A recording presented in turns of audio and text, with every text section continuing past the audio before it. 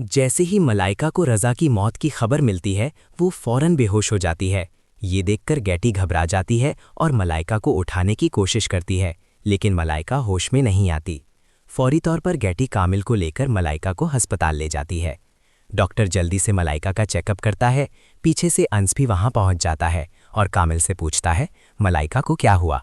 कामिल जवाब देता है, रज़ा की मौत की खबर सुनकर मलाइका की तबीयत बहुत बिगड़ गई। इसी वक्त डॉक्टर मलाइका की मां के पास आता है और कहता है, मलाइका ने बहुत ज़्यादा तनाव ले लिया था, इसीलिए बेहोश हो गई थीं, लेकिन अब उन्हें होश आ गया है। ये सुनकर गैटी और कामिल फ़ौरन मलाइका के कमरे में जाते हैं। मलाइका रज़ा के लिए ज़ोर ज़ोर से रो रही होती है। गैटी उसे दिलासा देती है। थोड़ी देर बाद डॉक्टर कहता है कि अब मलाइका घर जा सकती है। अंस मलाइका और उसकी माँ को घर छोड़ने जाता है। अचानक वो मलाइका से कहता है, रज़ा भाई की मौत हो गई, अब तुम पूरी ज़िंदगी अकेले कैसे गुजारोगी? मलाइका दुखी होकर कहती है, अभी मेरे लिए वक्त बहुत मुश्किल है। अंस मौका देखकर कह देता है, मलाइका मैं अभी तुमसे सच्ची मोहब्बत करता हूँ, क्या तुम मेरी शादी करोगी? ये सुनकर मलाइका गुस्से से भर जाती है और कहती है, तुम्हें शर्म नहीं आती? रज़ा की मौत को अभी कितना वक्त हुआ है और तुम शादी की बात कर रहे हो? अंस गुस्से में वहाँ से चला जाता है। कुछ वक्त बाद मलाइका फिर से अपनी कहानी लिखने का काम शुरू कर देती है। फिर एक दिन अंस का फ़ोन आता है। वो माफ़ी मांगता है और कहता है, क्या हम पहले की तरह दोस्त बन सकते हैं? मलाइका हाँ कर देती है। अंस उसी वक्त उसके घर आता है।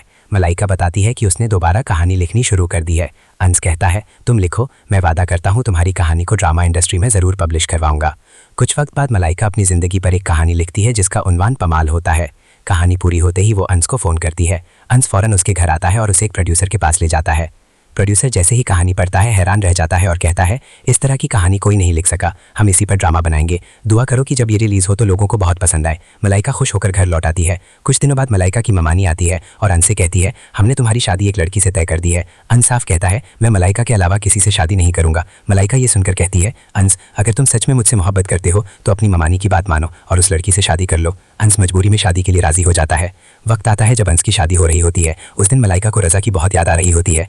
इसी दौरान प्रोड्यूसर का फ़ोन आता है, मलाइका फौरी तौर पर ऑफिस आओ, अहम खबर है। मलाइका ऑफिस पहुंचती है। प्रोड्यूसर खुशी से कहता है, मुबारक हो, तुम्हारी कहानी पर बना ड्रामा सुपरहिट हो गया है, तुम मशहूर हो चुकी हो, कल एक शो में तुम्हें अवार्ड मिलेगा। मलाइका खुशी से घर लौटकर अपनी माँ को सब कुछ बताती है। अगले दिन मलाइका अवार्ड शो में पहुंचती है। टॉप ड्रामा स्टोरी राइटर का नाम लिया जाता है और वो नाम होता है मलाइका। मलाइका स्टेज को जाकर अपना अवार्ड लेती है और कहती है, आज मेरा ख्वाब पूरा हो गया है।